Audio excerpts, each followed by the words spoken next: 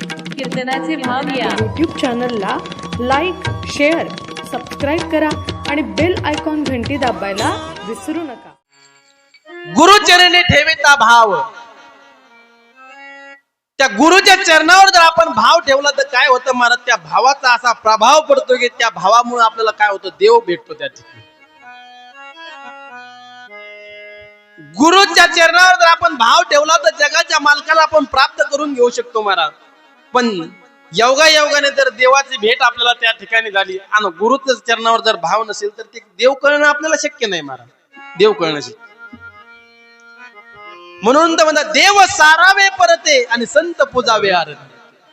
आधी गुरु, संत, देव हे जर आपल्याला भेटले तर पहिला आपण आपल्या गुरुची त्या ठिकाणी सेवा केली पाहिजे. गुरुच्या चरणावर भाव ठेवला पाहिजे. गुरुविषयी आपली एकनिष्ठता असली पाहिजे महाराज. किती एकनिष्ठता असली पाहिजे. एक उदाहरण तुमच्या डोळ्यासमोर मांडतो आणि पुढे जातो. एक धनगर होता. तो मेंढ्या वळण्याचं काम करत होता. सारखा मेंढ्या वळायचा. आयुष्याचे 50-55 वर्ष तो मेंढ्या वळत होता. आणि एक गाव होतं, पाहेगाव सारखं गाव होतं. त्या गावाच्या पलीकडून एक नदी होती. त्या नदीच्या पलीकडून एक गाव होतं. त्या गावामध्ये एक महात्मा आलेला होता. एक महात्मा त्या गावामध्ये आला. आता अलीकडल्या गावाला कळालं की अरे पलीकडल्या गावामध्ये अमुक अमुक नावाचा महात्मा आलेला आहे आणि त्या महात्म्याच्या दर्शन करताना सगळं गाव त्या ठिकाणी जात आहे. खूप विद्वान महात्मा आहे आणि प्रत्येक जण त्या महात्म्याच्या दर्शन करताना त्या ठिकाणी चाललेला आहे. अलीकडल्या गावामधले प्रत्येक लोक पलीकडल्या गावामध्ये त्या ठिकाणी दर्शन करताना जातात. असं सगळ्याला कळाल्याच्या नंतर तो धनगर सुद्धा त्या शेतामध्ये मेंढ्या चारण्याचं काम करत होता. आणि मेंढ्या चारत असताना त्यांनी बघितलं अरे आपल्या गावातले सगळेच लोक त्या पलीकडल्या गावामध्ये जातात, कशा करताना जातात. त्याने त्याच्यातल्या एका माणसाला थांबिलं आणि विचारलं, का होता त्या कशा करताना तुम्ही चाललात पलीकडल्या गावामध्ये, आपलं पूर्ण गाव पलीकडल्या गावात चाललं, कशा करताना चाललंय. त्यांनी सांगितलं, अहो धनगर बाबा, अहो पलीकडल्या गावामध्ये आपले वर्षानुवर्ष येणारे जे महात्मे असतात ते महात्मे आलेले, त्या महात्म्याच्या दर्शन करताना आपलं गाव पलीकडल्या गावामध्ये चाललेलं. चला ना तुम्ही पण दर्शनाला. असं म्हणल्याच्या नंतर त्या धनगराला वाटलं की आता सगळं गाव चाललंय, आपण सुद्धा गेलं पाहिजे.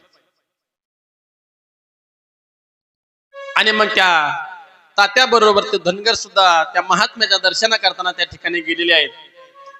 जात असताना त्या नदीतून त्या ठिकाणी पलीकडे गेलेले आहे. पण तो महात्मा उन्हाळ्याच्या दिवसामध्ये आलेला होता आणि उन्हाळ्याच्या दिवसात आलेला असल्यामुळे त्या नदीला काही पाणी वगैरे त्या ठिकाणी नव्हतं. आणि मग पलीकडल्या गावामध्ये ते लोक गेलेले आहेत. घेतलं दर्शन सगळ्यांनी आणि हा धनगर सुद्धा त्या दर्शना करताना त्या महात्म्याच्या चरणाजवळ गेला.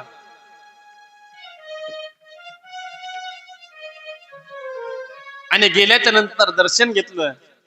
आणि दर्शन घेतल्याच्या नंतर विचारू लागला, बाबाजी,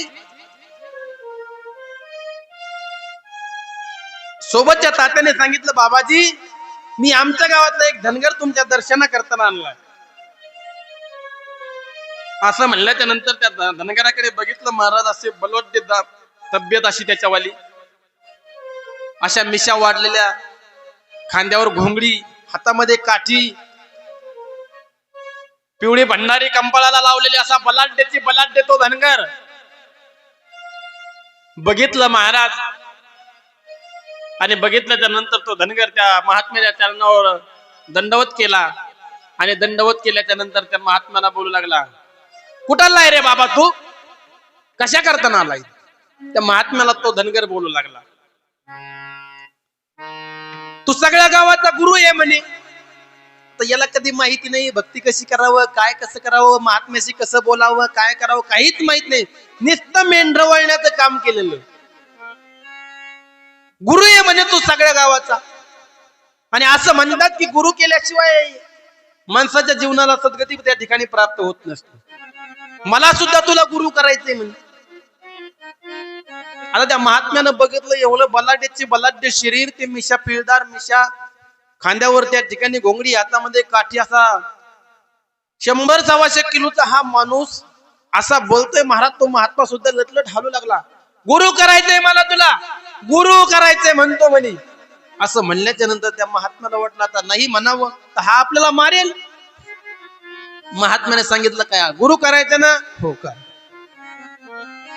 पण तुला गुरु करायचं असेल तर गुरु करताना काहीतरी गुरु दक्षिणा द्यावं लागते, तेव्हा गुरु मंत्र भेटतो म्हणे. काय आणलंय तू गुरु दक्षिणा देण्या करताना? आणलं ना म्हणे तुला गुरु दक्षिणा द्यायला. काय आणलं ना म्हणे. काय आणलं? आणि सांगितलं 2 बैंगन 1 कोथिंबीरीची जुडी आणली म्हणे. दुसरं काय आणायचंय? गुरु दक्षिणा पाहिजे ना तुला, मग हे घे 2 बैंगन आणि 1 कोथिंबीरीची जुडी. गुरु दक्षिणात पाहिजे ना, घे म्हणे. महाराज त्या गुरुला वाटलं आता येऊ पहिलाच आडमुठ शिष्य भेटलाय, कुठे या त्यांना आधी लागायचं. हे घे म्हणे गुरु दक्षिणा आणि दे मला आता गुरु मंत्र. देतो का नाही म्हणे गुरु मंत्र? त्याने सांगितलं देतो बापा.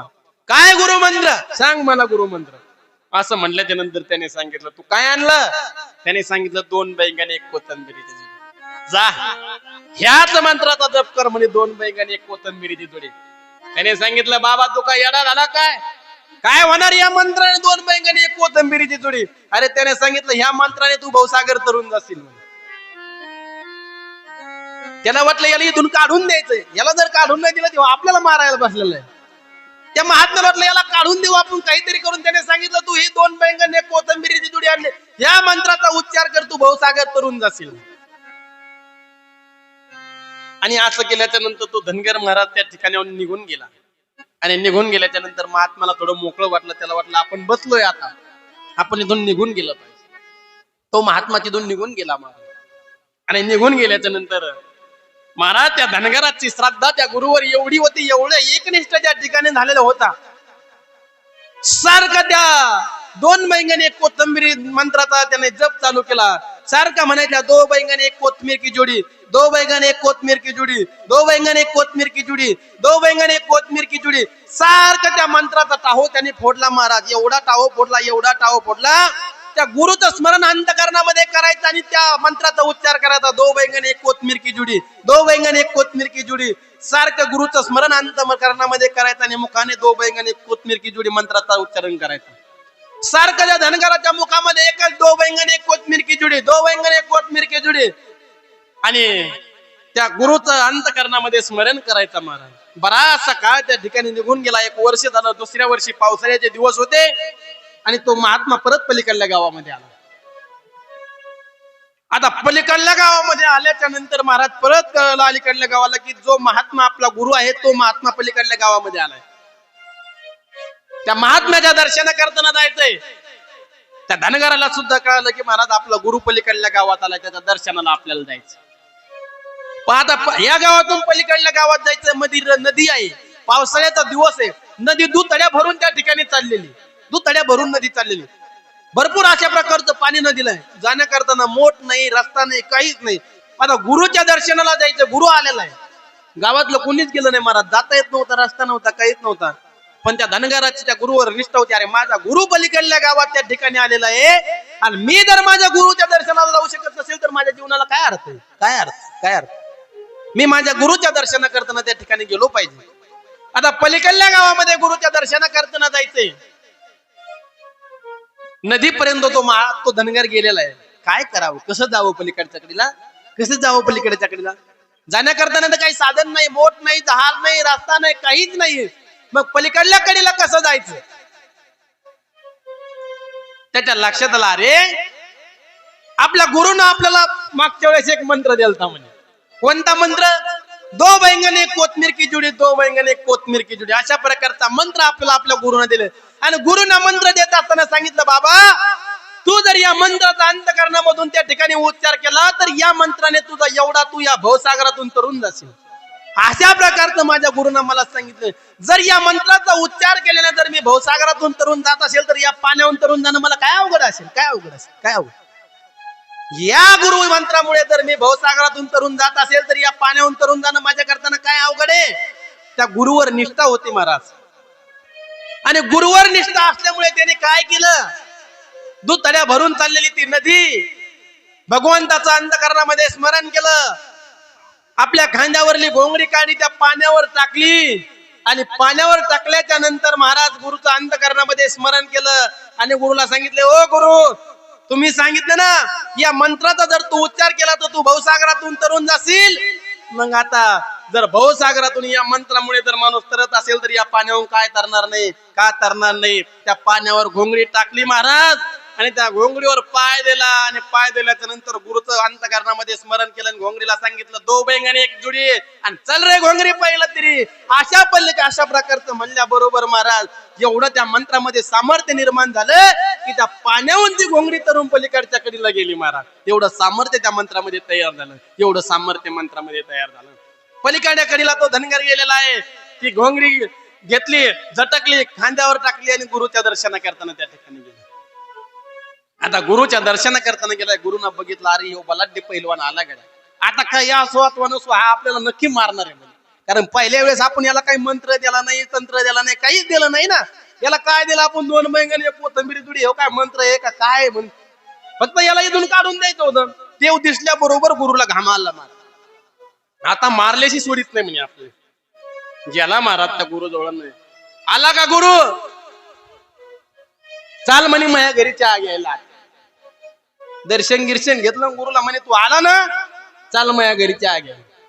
महाराज गुरुला घामत कुठला, गुरुला वाटलं आता मारित काय आपल्याला हे.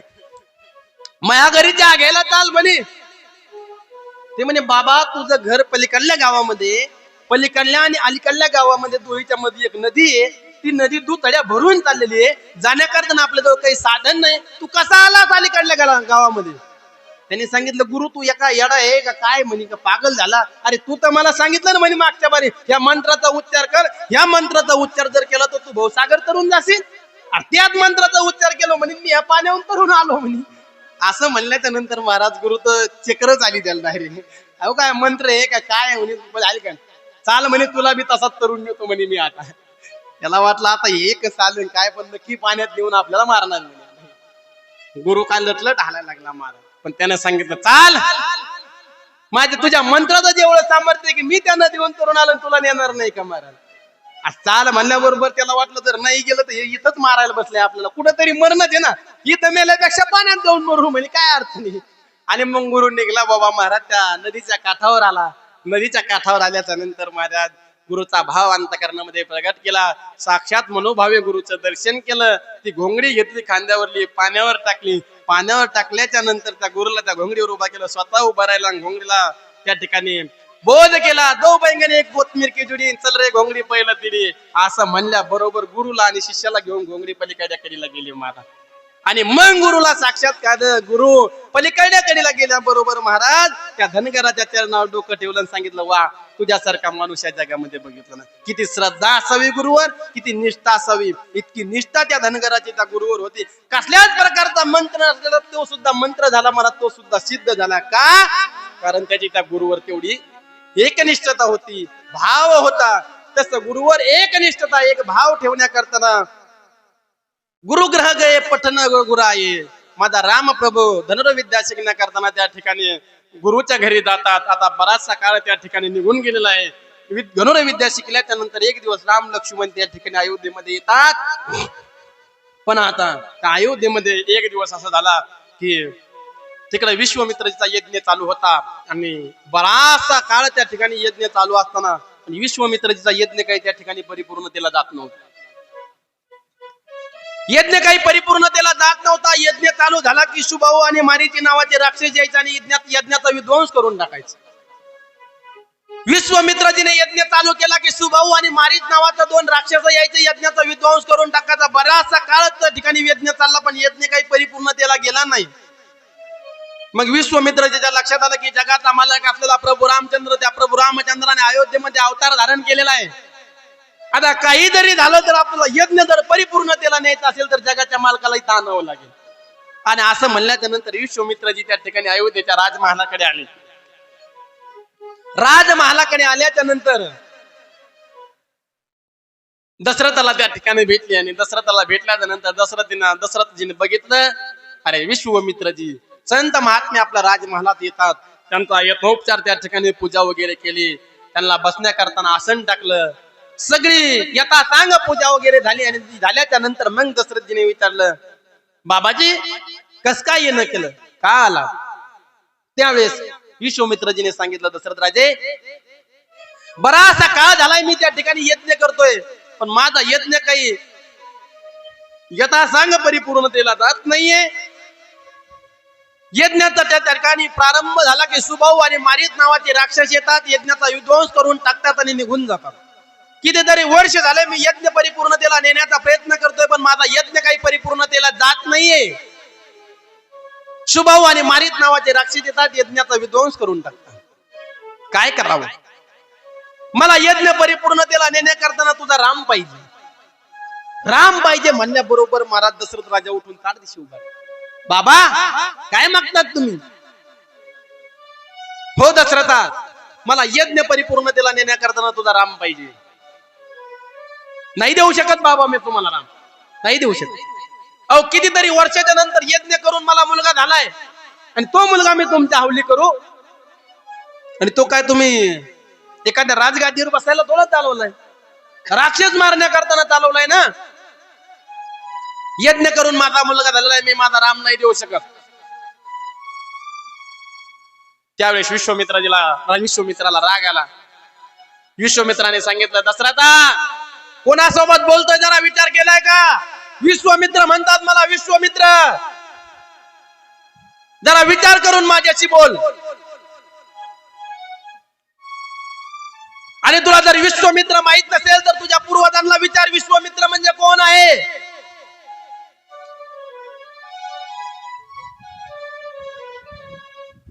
कोण आहे विश्वामित्र? तुझ्या पूर्वजांना विचार. देतो राम का जाऊ बरं? असं म्हणल्याच्या नंतर महाराज दशरथाने सांगितलं, नाही मी राम देत नाही. अहो यज्ञ करून माझा राम त्या ठिकाणी मला प्राप्त झालाय. विश्वामित्राने सांगितलं, दशरथा यज्ञ कोणा केलाय? ऋषींनाच केलाय ना. अरे ते सुद्धा आमच्याचे ना. मग ऋषीने यज्ञ केलाय म्हणून तुला राम झाला असेल.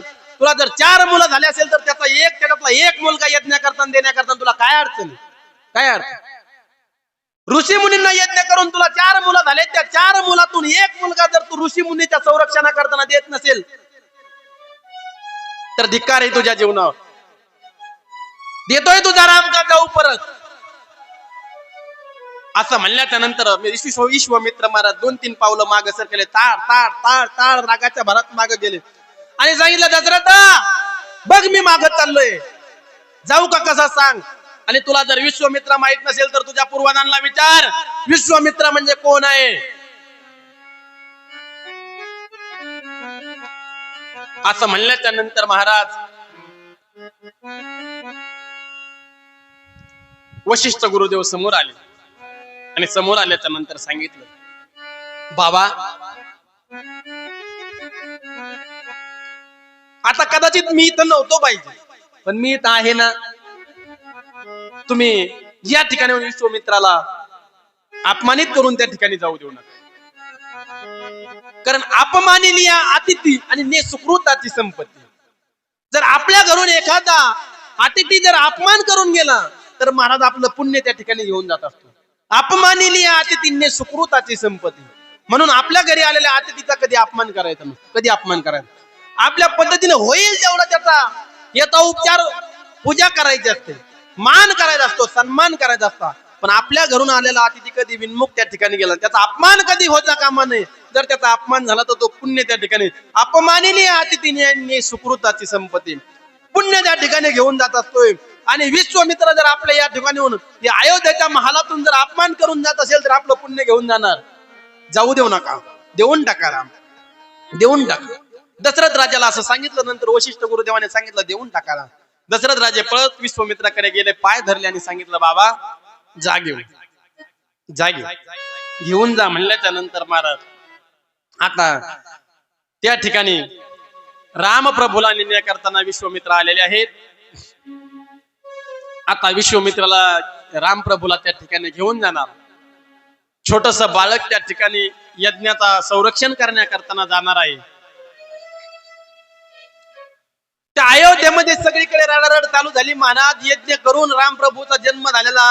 आता तोच रामप्रभू जर यज्ञाच्या संरक्षणा करताना जात असेल, छोटस बालक आहे ना महाराज, ते यज्ञाच्या संरक्षणा करताना म्हणजे ते राक्षस येणार, युद्ध होणार, भानगडी होणार, काही करता काही जर रामप्रभूचं झालं तर काय करायचंय. जिकडं तिकडं अयोध्येमध्ये रडारड पडापड त्या ठिकाणी चालू झालेली आहे. पण काय करावं, प्रभूला तर जाणं. विश्वामित्राजी थांबलेले आहेत. मग विश्वामित्र सामवेद त्या ठिकाणी काय केलं, श्रीराम प्रभूला त्या ठिकाणी विश्वामित्राच्या स्वाधीन केलं. आणि स्वाधीन केल्याच्या नंतर महाराज आता श्रीराम प्रभू सोबत त्या ठिकाणी लक्ष्मणजीही सोबत चाललेले. विश्वामित्र सामवेद राम प्रभू आणि लक्ष्मणजी तिघही त्या ठिकाणी जात आहेत. जात असताना सगळेजण रडतात, पळतात. आता हे दोन छोटे मुलं त्या ठिकाणी अरण्यामध्ये जात आहेत. यज्ञाचा विध्वंस करणारे ते राक्षस आहेत. त्या यज्ञाचं संरक्षण करण्याकरता हे बालक जात आहेत. सगळीकडे दुःखाचं वातावरण पसरलेलं आहे. आता विश्वामित्र सामवेद राम लक्ष्मण त्या ठिकाणी भयानक अशा प्रकारच्या अरण्यात त्या ठिकाणी गेलेले.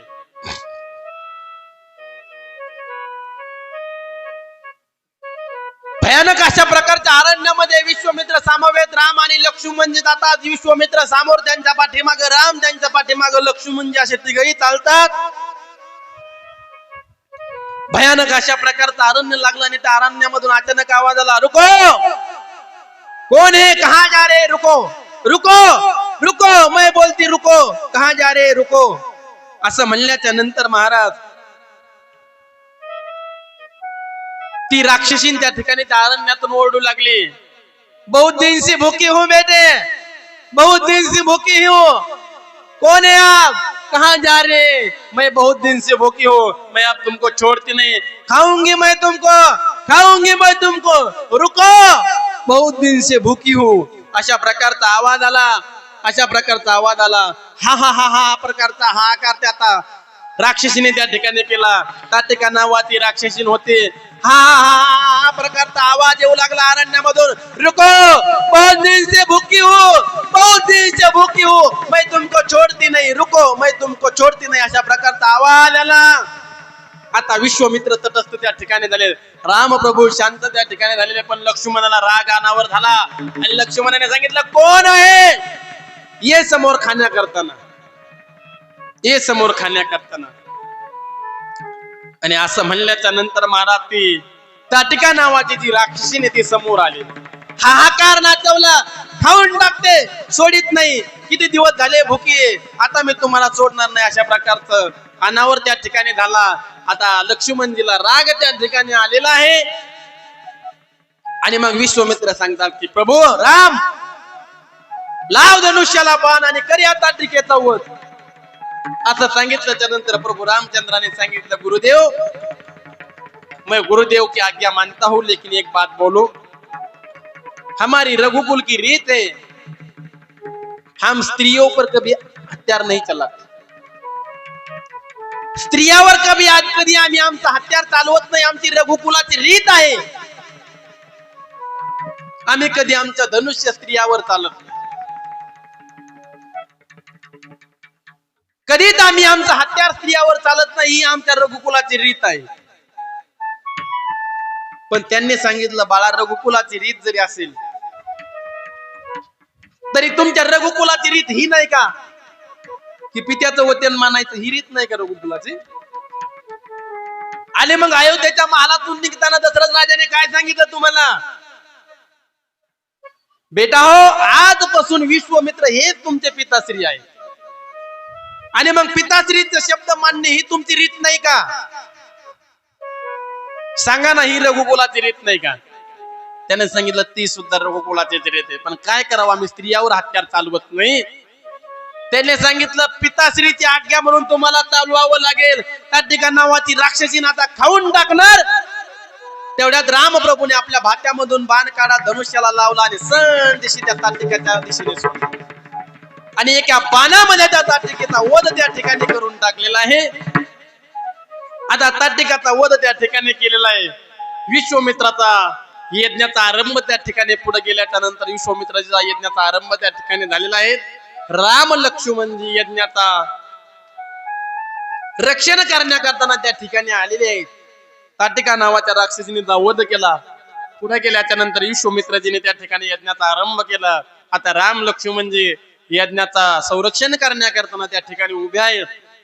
यज्ञ जोमामध्ये त्या ठिकाणी आलेला आहे. एका मागे एक आहुती त्या यज्ञामध्ये टाकणं चालू आहे. अनेक आहुत्या त्या यज्ञामध्ये झालेल्या आहे. शेवटची आहुती त्या यज्ञामध्ये टाकायची. शेवटची आहुती टाकल्याच्या नंतर तो यज्ञ येता सांग परिपूर्णतेला जाणार. आता शेवटची काही मिनिटांमध्ये शेवटची आहुती त्या यज्ञामध्ये टाकायची. तेवढ्यात शुभाऊ आणि मारीच नावाचा राक्षस त्या ठिकाणी आले आणि यज्ञाचा विध्वंस करण्याचा प्रयत्न त्या ठिकाणी करू लागले. आणि यज्ञाचा विध्वंस करण्याचा प्रयत्न करतात त्यावेळेस विश्वामित्राने सांगितलं, राम लक्ष्मणा काय बघतात, तुम्हाला कशा करताना आणले? अरे यज्ञाचा विध्वंस करीत होते मासुभाऊ आणि मारीच म्हणून तुम्हाला यज्ञाचं संरक्षण करण्याकरता आणले ना, मग काय बघता आता? असं म्हणल्याच्या नंतर महाराज रामप्रभूने काय केलं, धनुष्याला बाण लावला, अग्नी बाण लावला आणि धनुष्याला अग्नी बाण लावला आणि तो बाण त्या शुभाऊ नावाच्या राक्षसाच्या दिशेने सोडला महाराजांनी. त्या अग्नी बाणाने त्या शुभाऊ नावाच्या राक्षसाचा वध त्या ठिकाणी करून टाकला. दुसरा राहिला तो मारीच नावाचा राक्षस. आता बिगर टोकाचा बाण घेतला आणि बिगर टोकाचा बाण धनुष्याला लावला आणि त्या मारीची नावाच्या राक्षसाच्या दिशेने मारला आणि त्या बिगर टोकाच्या बाणाने तो मारीची नावाचा राक्षस 350 कोस जाऊन त्या ठिकाणी पडला. आता दोन्ही राक्षसाचा त्या ठिकाणी नाश झालेला आहे. तो 350 कोस जाऊन पडलेला आहे. मारीच नावाच्या राक्षसाचा वध त्या ठिकाणी झालेला आहे. आता यथा सांग त्या ठिकाणी विश्वामित्रजीचा यज्ञ त्या ठिकाणी परिपूर्णतेला गेलेला आहे. आता यज्ञ परिपूर्णतेला गेलेला आहे, पण आणखीन एक यज्ञ त्या ठिकाणी राहिलेला आहे. कोणता यज्ञ तो आपण सांगणार आहे. त्याच्या अगोदर एकदा 5 मिनिटं भजन करा. हरे राम राम राम हरे हरे, हरे राम राम राम हरे हरे, हरे राम राम राम राम हरे हरे, हरे राम राम राम राम हरे हरे, हरे राम राम राम राम हरे हरे, हरे राम राम राम राम हरे हरे, हरे राम राम राम हरे हरे, हरे राम राम राम हरे हरे, हरे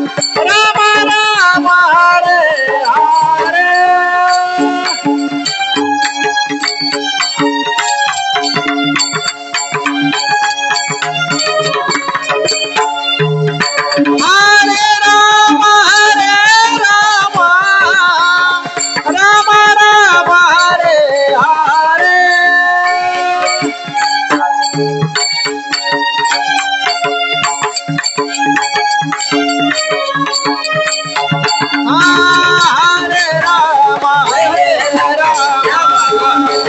राम राम राम हरे हरे, राम राम राम राम हरे हरे, हरे राम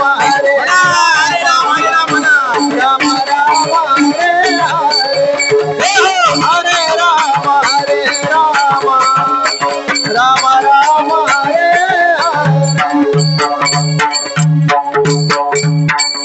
प्रभु रामचंद्र भगवान की जय।